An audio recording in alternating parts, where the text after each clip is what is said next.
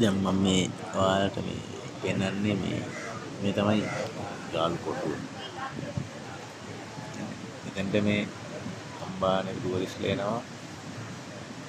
හරි.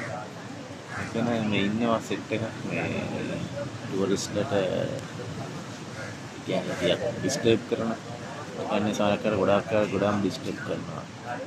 සල්ලි දුන්න නැත්නම් සිගරට් හරි ඉල්ලනවා. ඉතින්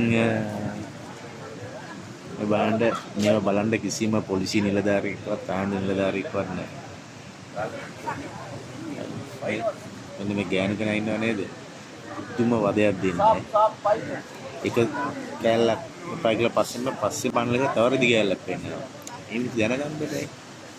ඒ අන්ධය ගොළු බීරෝ නෙවෙයිනේ. ඒ මිනිස්සු මේ රටට එන්නේ මිනිස්සුන්ට අපිට වැඩි දෙයක් තියෙන හින්දානේ. ඒකේ මිනිස්සු අකමැති දේවල් අයි මේ මිනිස්සු මෙහෙම කරන්නේ ඈ. මේක ඇත්තටම මෙයාලා මේ කරන්නේ අපි හරි අමාරුවෙන් ගොඩ යන සංචාරක කර්මාන්තේ. ඇත්තටම මේ පල්ලෙහාට දාන එක නේද?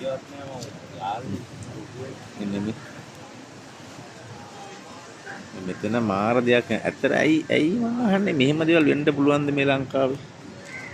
ඈ මෙහෙම දේවල් වෙන්න පුළුවන්ද මෙන්න මේ නා හරි දාන් ඉන්න මිනිස්සයා මේ. මෙතන ඉන්නේ. කියන්නේ පුදුම වදයක් දෙන්නේ මිනිස්සුන්ට. කියන්නේ ගැලපෙන්නේ නැහැ නේ මිනිස්සු අඩු ගන්න ගැලපෙන ඉතින් නාලා කරලා ඇඳලා කරලා දායල කපින් පා මේ ලංකාවේ නම නේද මේ කන්නේ. මේ මෙතන මේ පොරක් ඉන්නවා මේ. ගෙඩෙත් එක තමයි. මිනිස්සුන්ගේ අඩු ගානේ මේ පාන් කැල්ලක් හරි ඉල්ල ගන්නවා කියන්නේ දැන් සිගරට් ඉල්ල ගත්තා. කාක්කොඩියක් ඉන්නවා. හරිනේ මේ අපේ ලංකාවේ තියෙන සංචාර කර්මාන්තෙට කිසිසේත් මේ කට්ටිය කිසිම අපිට ප්‍රවර්ධනයක් වෙන්නේ නැහැ.